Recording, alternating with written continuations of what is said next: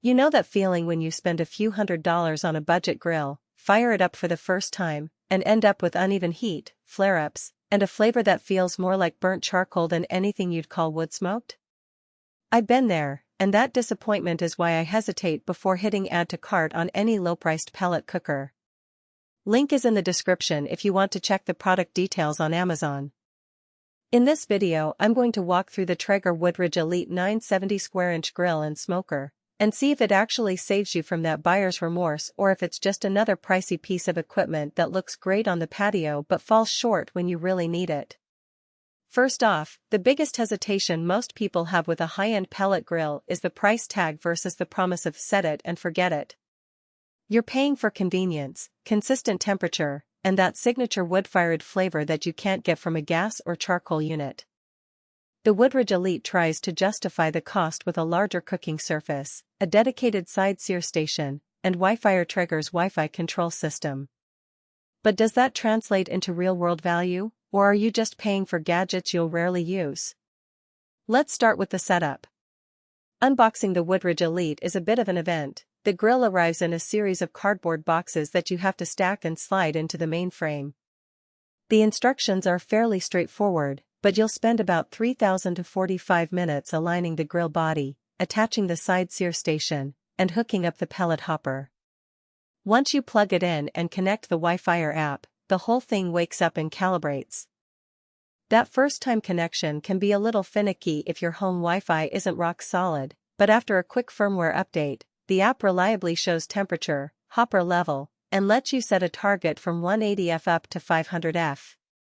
For someone who wants to start a brisket at low heat and finish with a high-temp sear, that seamless handoff between low and high is exactly the convenience the product advertises. Now, the day-to-day usage. I tested the Elite over a week, cooking everything from a simple veggie kebab to a 12-pound pork shoulder. The first thing I noticed was the insulation on the grill body. The thick, double-wall construction keeps the heat locked in, so once you hit a temperature say 275°F for a low and slow pork, the grill stays within a 2-degree window for the entire cook. That stability is a big win over cheaper models that swing wildly when you open the lid. The side sear station lives on the left side of the main cooking area and reaches 500°F in about 3 minutes. I used it to finish a chicken breast that had been smoked all day, and the sear gave me a crisp, caramelized crust without overcooking the interior. In a real-world scenario, that means you can smoke a rack of ribs low and slow, then move them to the sear station for a final burst of flavor. No need to finish on a separate grill or in a pan. What about the pellets themselves? Traeger includes an 18-pound bag of their signature blend, which is a mix of hardwoods designed to give a balanced, sweet smoky profile. I found the flavor consistent across different proteins, the wood didn't overpower the meat, and it didn't leave a bitter aftertaste that sometimes happens with low-quality pellets. The downside here is the hopper size. It holds about 15 pounds, so for marathon smoking sessions think a 20-pound brisket that runs 12 hours you'll need to refill at least once.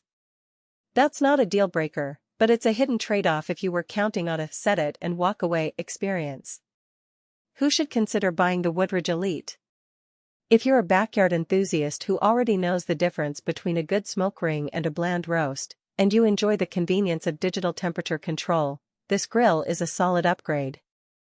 It shines for families that love to entertain. The large cooking area lets you handle a turkey and a side of vegetables simultaneously, while the side sear station lets you finish everything with that restaurant-level crust. It also works for hobbyists who want to experiment, say, a smoked pizza followed by a quick sear on the station for a blistered crust.